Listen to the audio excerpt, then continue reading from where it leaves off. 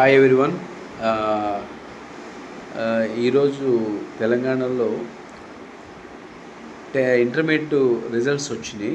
So తర్వాత మళ్ళీ 10th class results వస్తాయి ఆంధ్ర అండ్ తెలంగాణలో. సో రిజల్ట్స్ రావటం కామనే, అందులో కొంతమంది పాస్ అవ్వడం కామనే, తప్పడం కామనే. కానీ వెరసి ఒక్క విషయాన్ని మాత్రం తల్లిదండ్రులు కావచ్చు, ముఖ్యంగా పిల్లలు కావచ్చు, ఇద్దరు ఏవి గమనించాలి అంటే, సబ్జెక్టులు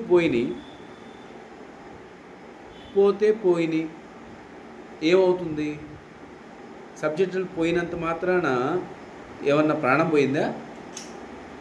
మరి ఉందిగా, నెక్స్ట్ 2 monthsలో 3 monthsలో లేదంటే మళ్ళీ సప్లిమెంటరీ ఉంది కదా, రాసుకోవచ్చు కదా. దానికోసం మనం ప్రాణాలు తీసుకోవాలా? అమ్మ నాన్నల గురించి ఆలోచన చేయరా? మరి నిన్న మొన్నటి వరకు మన దోస్తానాలు, మన ఫ్రెండ్స్ వాళ్ళు ఆడుకున్నప్పుడు వాళ్ళు మర్చిపోతామా? ఒరే నాయనా, ఇంటర్మీడియట్ తప్పినా 10th తప్పినా అదేమి జీవిత కొలమానం కాదు. బిల్ గేట్స్ ఇంటర్మీడియటే చదివింది, ఆయన ప్రపంచం మొత్తం కుబేరుడు అయి కూర్చున్నాడు. సో ఒక విద్య అనేది కొలమానమా ఏంటి మనిషికి? 3వ తరగతి చదివినాడు 100 కోట్లు సంపాదిస్తున్నాడు రా బాబు. బీటెక్లు ఎంటెక్లు చదివినాడు ఈరోజు రాజస్థాన్లో ఒక వార్త వచ్చింది, 50,000 ప్యూన్ పోస్టుల కంట 40 లక్షలు 50 లక్షల మంది అప్లికేషన్లు పెట్టారట. ఎక్కడున్నారో అర్థం చేసుకోండి అన్న. తల్లిదండ్రుల యొక్క మాట వినండి.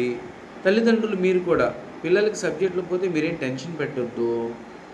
ఇవాళ కాకపోతే రేపు రాయొచ్చమ్మా, ఇబ్బంది ఏం లేదని చెప్పి ప్రోత్సహించండి. టెన్షన్ పెట్టొద్దు, ప్రాణం పోతే రాదు కదా. ఓకేనా?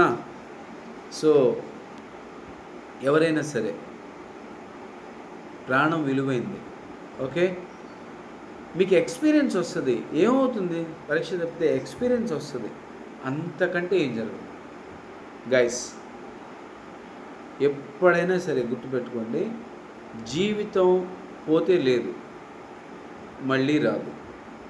పోతే లేదు, మళ్ళీ రాదు. కానీ ఈ క్షణం నీ చేతిలో ఉంది. ఈ క్షణం నీ చేతిలో ఉంది.